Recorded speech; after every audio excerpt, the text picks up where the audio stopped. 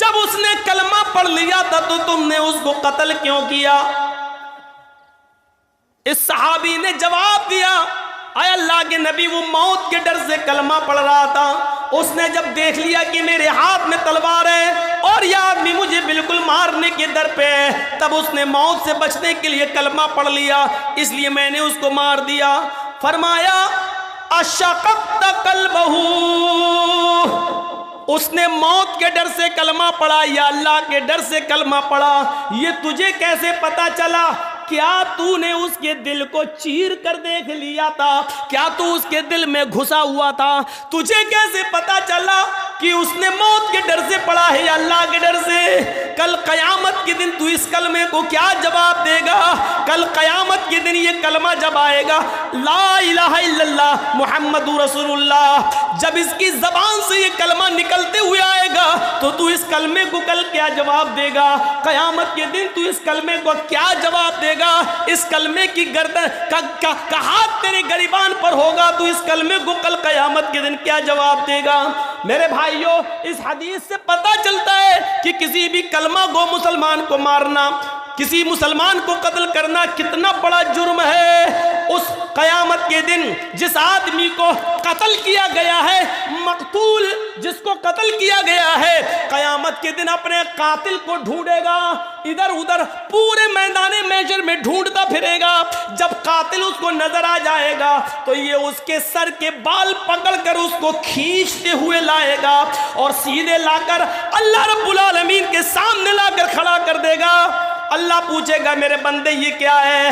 वो कहेगा आय अल्लाह, ये मेरा, इसको मैं खींच कर तेरे सरबार में लाया हूँ। आए मेरे परवरदिगार, आय अल्लाह, सल हाजा लिमा कतलनी, आज तू इससे सवाल करके इसने दुनिया में मुझे क्यों मारा था?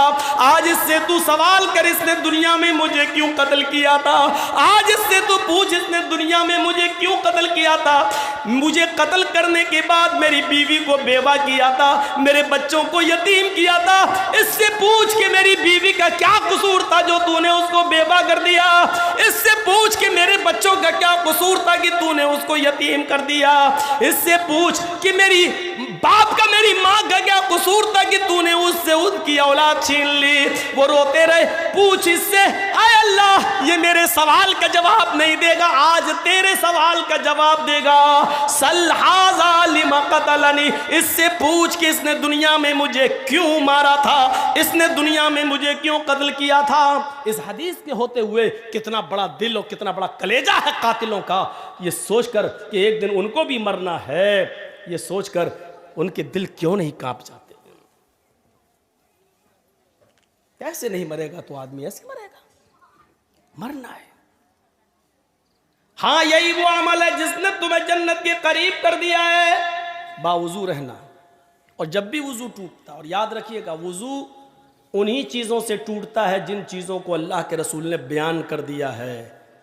माँ अखरजा मिनस सबीलैन, पेशाब और पायखाने के रास्ते से किसी भी चीज़ के निकलने से वुजू टूट जाता है।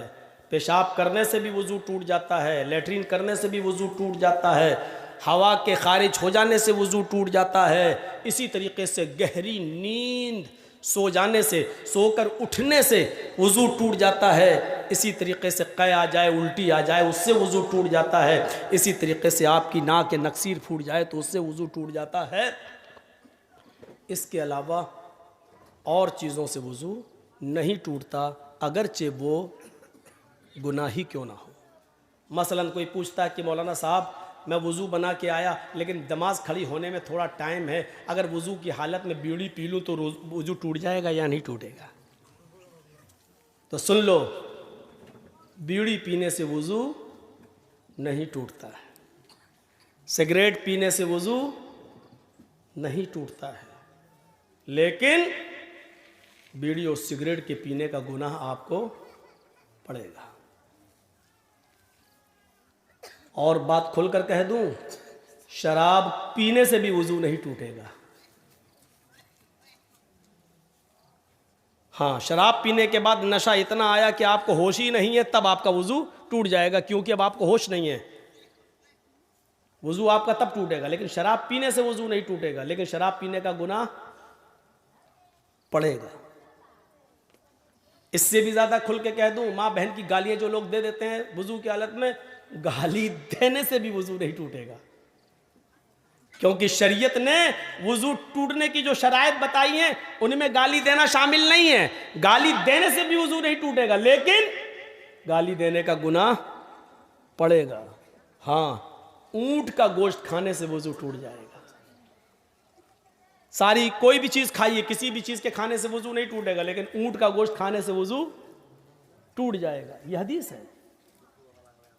क्यों टूट जाएगा मसलहत नहीं मालूम है, लेकिन बाज़ उलमा ने लिखा है, शारहीन हदीस ने लिखा है, चूंकि ऊंट बहुत गर्म होता है और गर्म चीज खाने के बाद उसकी गर्मी को खत्म करने के लिए पानी की जरूरत पड़ती है, इसलिए वजू बताया है। लेकिन यह मसलहत ऐसे ही लोगों ने बता दी है, इसकी कोई दलील नहीं है। जहां तक मेरा अपना इल्मी नाकिस इल्म का तकाजा है, मैं कह सकता हूं कि वजू के टूटने की शायद ये वजह हो सकती है कि ऊंटों के ऊपर जिन्नात का साया ज्यादा होता है।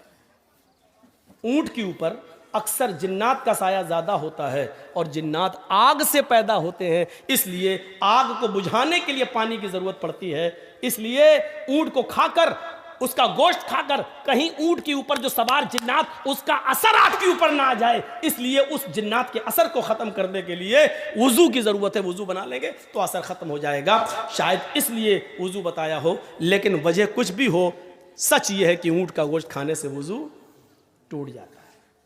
हमें वजू बनाना है ऊंट का गोश्त खाकर। मसलन हम बावजू हैं, किसी ने ऊंट का गोश्त दे दिया, हमने खा लिया, अब हमारा वजू नहीं रहा, अब हमें नमाज पढ़ना है तो वजू बनाना पड़ेगा। मसलहत कुछ भी हो, हमें यह हुक्म मानना है, क्योंकि जनाबी मोहम्मद रसूलुल्लाह सल्लल्लाहु अलैहि वसल्लम ने फरमाया है। तो यह मुर्गी खाइए, बकरी खाइए, गाय खाइए, भैंस खाइए, जितने हलाल जानवर खाइए, बावजू है, आपका वजू नहीं टूटेगा। लेकिन ऊंट का गोश्त खाएंगे उसके बाद वजू आपका टूट जाएगा। और चीजों से वजू नहीं टूटेगा। गाली आप दे रहे हैं, नहीं टूटेगा वजू, लेकिन हाँ, गाली देने का गुनाह पड़ेगा। अब सवाल ये कि हमने किसी को गाली दी, तेरी माँ का, तेरी, अब गाली देने के बाद वजू है, अब हम नमाज पढ़ने जाएं, हाँ जा सकते हो। मौलाना साहब गाली दी तो अब क्या करोगे? गाली दी तो दोबारा वजू बनाओगे? गाली देने से वजू थोड़ी टूटा, वो तो गुनाह तेरा लिख गया है। बाएं हाथ के कांधे पर जो फरिश्ता है उसने लिख लिया तेरा गुनाह। अब तुम जाओ, अल्लाहु अकबर कहो, नमाज पढ़ो, अब उसमें दुआ तो आएगी, औज़ु बिल्लाहि मिनश शैतानिर रजीम बिस्मिल्लाहिर रहमानिर रहीम। भाई सुभानक अल्लाहुम्मा पढ़ोगे तो उसमें पढ़ोगे ना, वला इलाहा गैरुक औज़ु बिल्लाहि मिनश शैतानिर रजीम बिस्मिल्लाहिर रहमानिर रहीम अल्हम्दुलिल्लाहि रब्बिल आलमीन अर्रहमानिर रहीम अल्लाहुम्मा बाइद पढ़ोगे तब भी अल्लाहुम्मा बाइद बैनी व बैन खताया कमा बाअदत बैनल मशरिक़ि वल मग़रिब अल्लाहुम्मा नक़्क़िनी मिनल खताया कमा युनक़्क़ा थौबुल अबयज़ मिनद दन्स। ये पूरी दुआ पढ़ोगे, उसके बाद पढ़ोगे औज़ु बिल्लाहि मिनश शैतानिर रजीम बिस्मिल्लाहिर रहमानिर रहीम। जहां आपने गाली दी, औज़ु बिल्लाहि मिनश शैतानिर रजीम पढ़ने के बाद आपने उस असर को खत्म कर दिया, लेकिन गाली देने का गुनाह आपको पड़ेगा। तो मेरे भाइयों, इस बात को याद रखिएगा। मसले हैं ये छोटे छोटे, इनको अपने जहन में रखिएगा। हर हराम चीज नापाक नहीं होती है, मसला याद रखिएगा। हर हराम चीज नापाक नहीं होती है। मसलन हम नमाज पढ़ने के लिए जा रहे हैं, अचानक कोई आदमी शराब पी रहा और शराब की बोतल से शराब गिरी और मेरे कपड़ों पे गिर गई। अब शराब हमारे कपड़ों पे लगी हुई है, क्या इस शराब से हमारा कपड़ा नापाक हो जाएगा? क्या हम धोएंगे उसके बाद जाएंगे नमाज पढ़ने के लिए? तो मसला याद रखिए मेरे भाइयों, शराब हराम तो है लेकिन नापाक नहीं है। और नापाक ना हो, सिर्फ हराम है,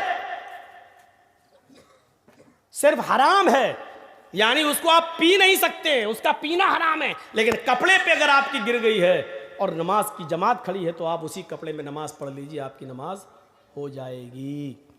इसी तरीके से आपने किसी जानवर को ज़िबा किया, बकरे को या गाय को, और छुरी चलाते वक्त खून की छींटें आपके कपड़े पे आ गई, खून हराम तो है।